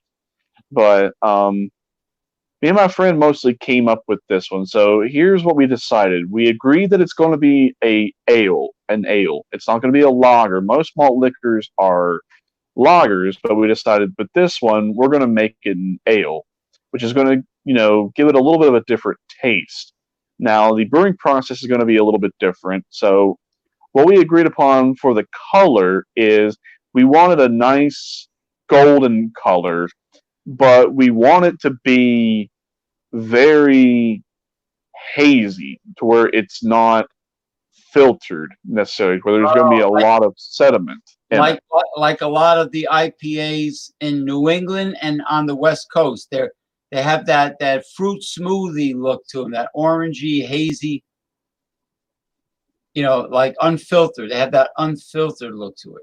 Right, but we don't want it to look, nasty or super hazy. We just want it to give it like, a nice haze, but still maintain a very deep golden color.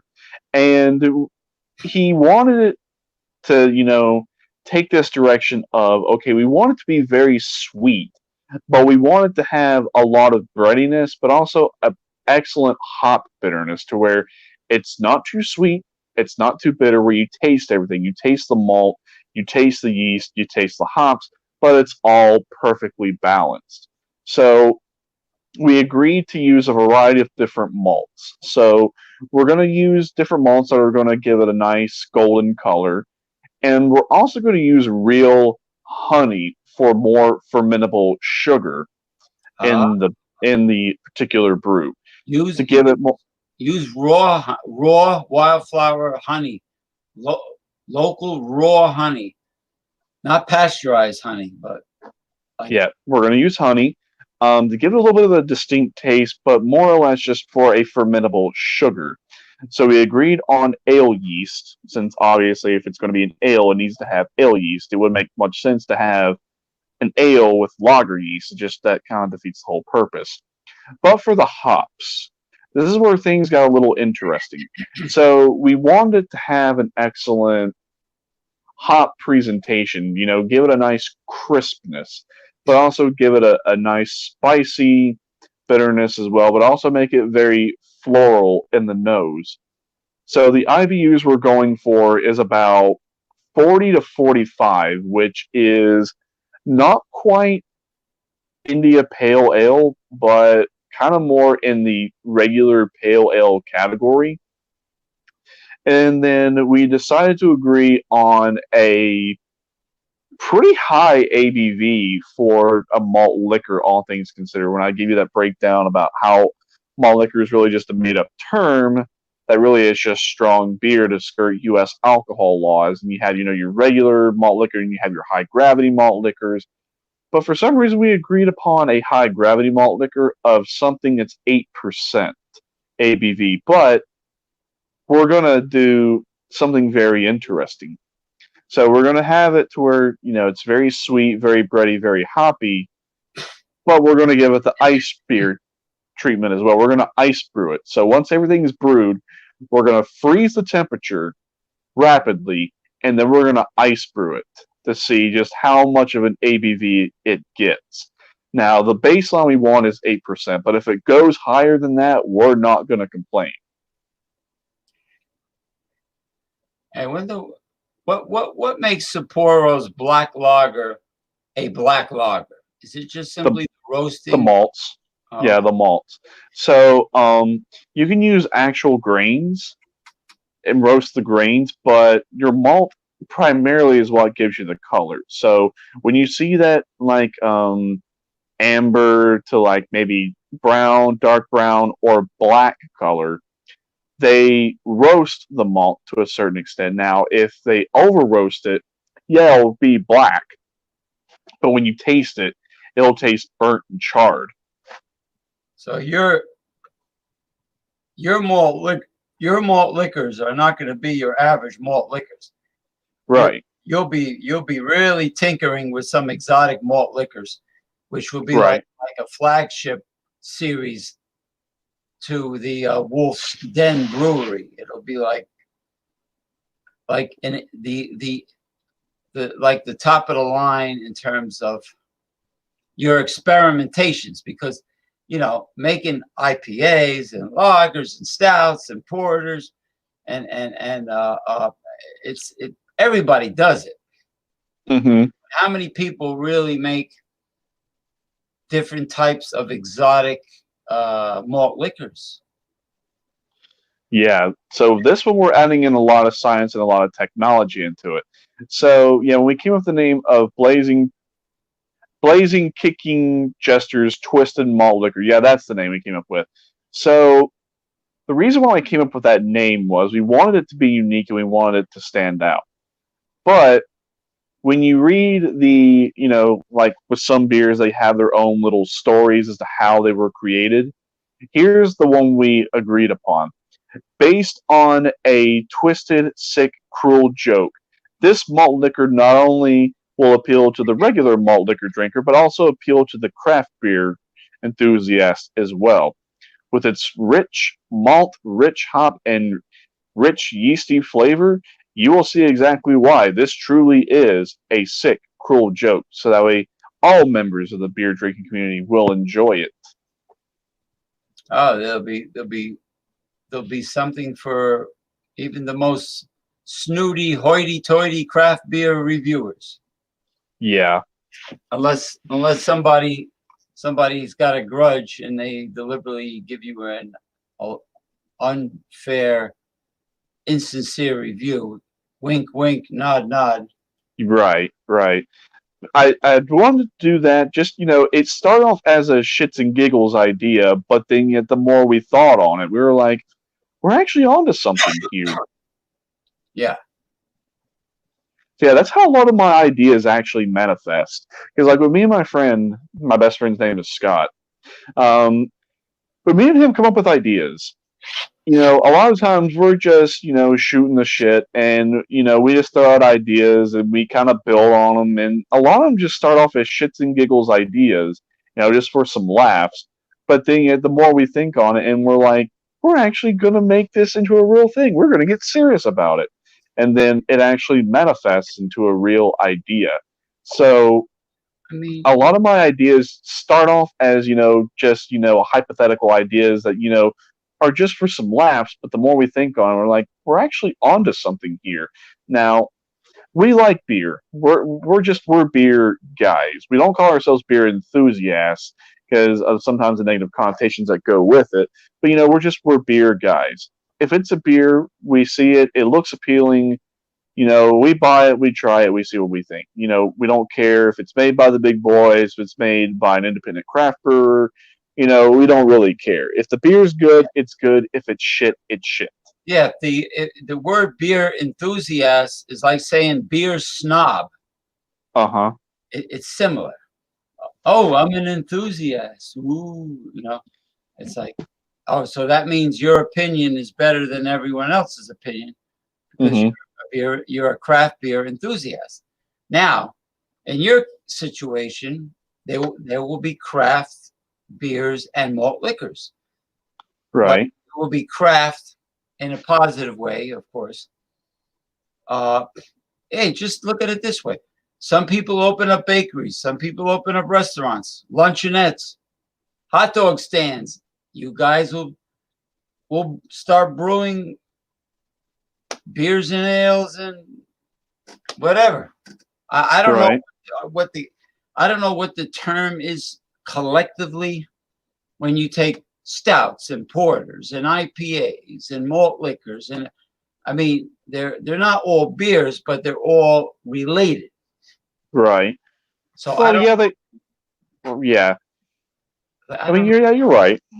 I don't know if there's a term yet that collectively describes all of them. Well, they are technically considered beer. Okay, so if you were to talk to someone about, even if they don't really know anything about beer, and you mention, a different style of beer or something like that, they'll just be like, "Yeah, that's a beer." Like universally, they know what it is. So beer is really just, it's a just broad generalized statement of a particular alcoholic beverage that includes water, malt, yeast, and hops as its base. Now, there are, subcategories or subgenres, as some people want to call them, of beers. You have your lagers, your ales, your porters, your stouts, your IPAs, and then you have your hybrids, and then you have wheat beers, and you have flavored beers, and you have all kinds of things. So just a lot of it comes to mind, but just that seems to be the umbrella term is just beer. Well, as far as wheat beer goes, the only wheat beer I ever had that was unbelievably tasty and refreshing was from Germany. I think it was called Aventinus. Mm-hmm. It was they used a special floral hops, Mm-hmm. and it was a very citrusy and floral aroma and flavor. Right. It was not like Blue Moon. It was not like a well, that what do they call that? A Belgian ale made from wheat. Belgian wheat ales, and I've tried different. Yeah, Yeah, I've tried them. I don't like them. I don't like them. I hate them. But this Aventinus, which is not easy to find, I'm sure you can find it on the internet, but it's really exotic in terms of aroma and flavor, and it tastes great. It's refreshing, but it's Germany. They Oh know. yeah, Germans. Yeah, they take pride in beer brewing. To them, brewing beer is like, the art of cooking for the Japanese or for any Asian style country. I mean, when it comes to beer, the Belgians and the Germans, and now, the Czechs and, France and, England and then Scandinavian countries. And now everyone is starting to take pride and, partake in the art of beer brewing. So let's face it, it is an art. Anyone has the aptitude or the skill level to at least, make an attempt Yeah. to make a beer. Well, And they could do it. yeah, ales from the United Kingdom originally, I think. I believe Uh-huh. ales. Now, people don't realize this, but there's a town in Czechoslovakia called Budweiser. Uh-huh.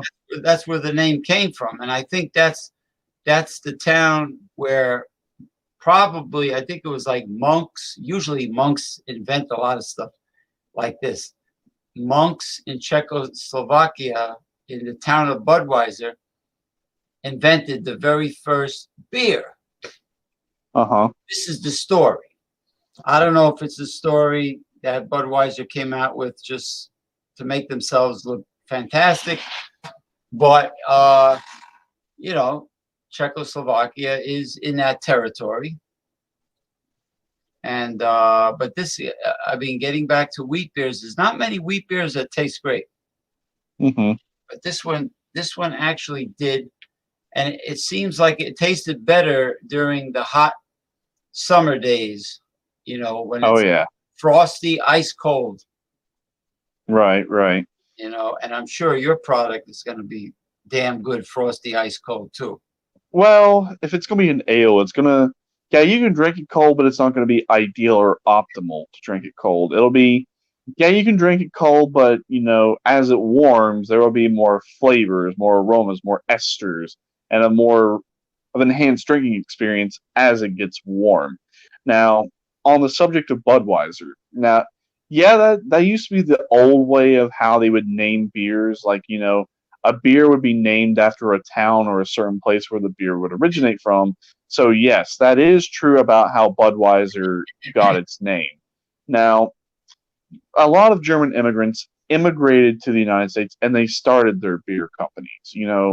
There was the founder of Anheuser-Busch, Coors Brewing Company at that time, and then Miller. I think it was like August Bush, or I forget what the guy's last name for Anheuser was, but there was something to where they combined operations because of something or other, and then became Anheuser Busch, and then there was Adolf Coors, and then Friedrich Miller, Yeah, and Pap. yeah, well, it was originally called Jacob's Best Lager, but it won a ribbon at the 1893 World's Fair, and then the name just became Pabst Blue Ribbon. So yes, the beers have German heritage, and they are like German style beers, but where they get a bad rap is a lot of American beers use adjuncts. Now, I know we've had a debate and we've had a discussion about this. The use of adjuncts in beers like corn or rice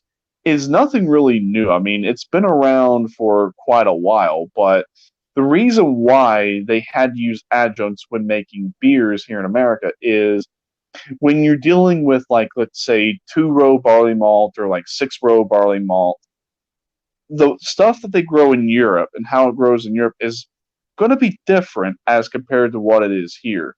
So when the German immigrants came over here, they originally used, no adjuncts in the beers, but they ran into a problem. The 2-row and 6-row barley malt that was grown here in America was not giving the nice, clear, golden color for the particular beer that they wanted from back in the homeland.